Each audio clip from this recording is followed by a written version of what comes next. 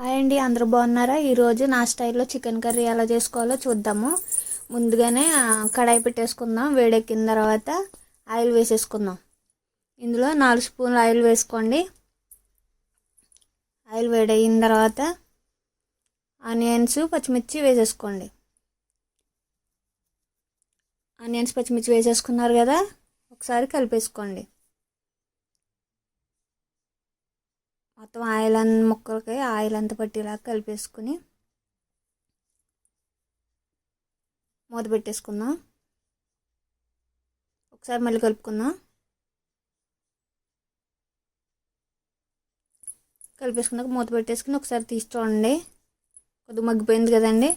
ఒకసారి కలిపేసుకుందాం. మంట సిమ్లో పెట్టుకోండి. బాగా మగ్గిన తర్వాత కరివేపాకు వేసుకుందాం. అందులోని కరివేపాకు వేసుకుని బాగా కలిపేసుకుందాం. బాగా కలిపేసుకున్న తర్వాత ఒక 2 నిమిషాలు మూత పెట్టేసుకుందాం. ఓపెన్ చేసి చూసుకుంటే మగ్గిపోయింది కదండి. ఇప్పుడు అడుగంటేసినవి కూడా ఆనియన్స్, అందులోని సన్నగా తరిగిన టమాటా ముక్కలు వేసేసుకుందాం. టమాటా ముక్కలు కూడా మగ్గిపోవాలి, బాగా మెత్తగా అయిపోవాలి. మొత్తం ఆనియన్స్లో కలిసిపోవాలి. ఒకసారి మూత పెట్టేసుకుందాం 10 నిమిషాలు. ఒకసారి తీసి చూసుకుందామండి. ఆనియన్స్ అవి టమాటాలు మొత్తం మెత్తగా అయిపోయినాయి కదా. మెత్తగా అయిపోయిన తర్వాత చికెన్ తీసుకుని అందులో వేసేసుకుందాం. ఇందులో వాటర్ వేయనండి, నేను వాటర్ వేయకుండానే చికెన్ కర్రీ చేసుకుందాం ఈరోజు. మొత్తం కలిపేసుకుందాం. మూత పెట్టేసుకుని 10 నిమిషాల తర్వాత తీసి చూద్దాం. కొద్దిగా మగ్గింది కదండి. అందులోకి కొంచెం పసుపు, టేస్ట్కి సరిపడినంత సాల్ట్ వేసుకుందాం. ఒకసారి కలిపేసుకుందాం. బాగా కలిపేసుకోండి. ఉప్పు, పసుపు ముక్కలకు పట్టేలా కలిపేసుకుని ఆనియన్స్, టమాటా సన్నగా తరిగేసుకుంటే ఇంకా వాటర్ అవసరం లేదండి. అందుకని బాగా కలిపేసుకోవద్దు. మూత పెట్టేసుకుని 10 నిమిషాల తర్వాత తీసి చూద్దాం. వాటర్ తేలిపోయింది కదండి. బాగా ఒకసారి కలిపేసుకుందాం. అడిగంటింది ఏంటో ఒకసారి చూసుకుని బాగా కలిపేసుకుని అందులోనే మనం కారం ఎంత తింటామో చూసుకుని కారం వేసేసుకుందాం. చికెన్ కర్రీకి సరిపడినంత స్పైసీ తగ్గట్టుగా కారం వేసేసుకుని ఒకసారి కలిపేసుకుందాం.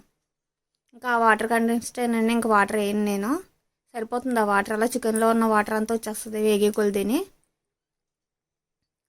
కారం అంతా ముక్కలు పట్టిలా కలిపేసుకున్నాక మూత పెట్టేసుకుందాం. మూత తీసి చూసుకుందాం.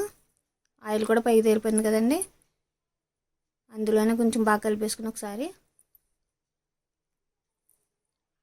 అల్లం వెల్లిపాయ పేస్ట్ వేసుకుందాం. సరిపడినంత అల్లం వెల్లిపాయ పేస్ట్ 2 స్పూన్లు అల్లం వెల్లిపాయ పేస్ట్ వేసుకుందాం. నూరుకుని మసాలా తీసుకున్నానండి నేను, అప్పటికప్పుడు నూరుకుంటాను. అందులో జీలకర్ర, గసగసాలు, ధనియాలు, చెక్క అన్ని పేస్ట్ వేసిందండి. అది వాటరీగా తీసుకుంటే సరిపోతుంది. వాటర్ వేయం కాబట్టి మనం ఆ వాటర్ దానికి సరిపోతుంది. ఒకసారి కలిపేసుకుందాం. మసాలాలు వేసుకున్నాక ఒకసారి బాగా కలిపేసుకుని మూత పెట్టేసుకుందాం. 10 మినిట్స్ తర్వాత తీద్దాం. ఆయిల్ కూడా పైకి వచ్చేసింది కండి. ఆల్మోస్ట్ అయిపోయింది చికెన్ కర్రీ. ఒకసారి కలిపేసుకుని కింద వరకును అందులో కొంచెం స్మెల్కి కొత్తిమీర వేసుకుందాం. వాష్ చేసుకుని కొత్తిమీర కట్ చేసుకుని వేసుకుని అంతేండి. ఒక 2 నిమిషాలు ఉడికిద్దాం. 2 నిమిషాల తర్వాత ఇంక చికెన్ కర్రీ రెడీ అయిపోయింది. చికెన్ కర్రీ రెడీ అయిపోయింది కదండి. ఆయిల్ కూడా పైకి వచ్చేసింది. నచ్చితే లైక్ చేయండి, సబ్స్క్రైబ్ చేసుకోండి. ఉంటారని షాప్కి టైం అయిపోయింది.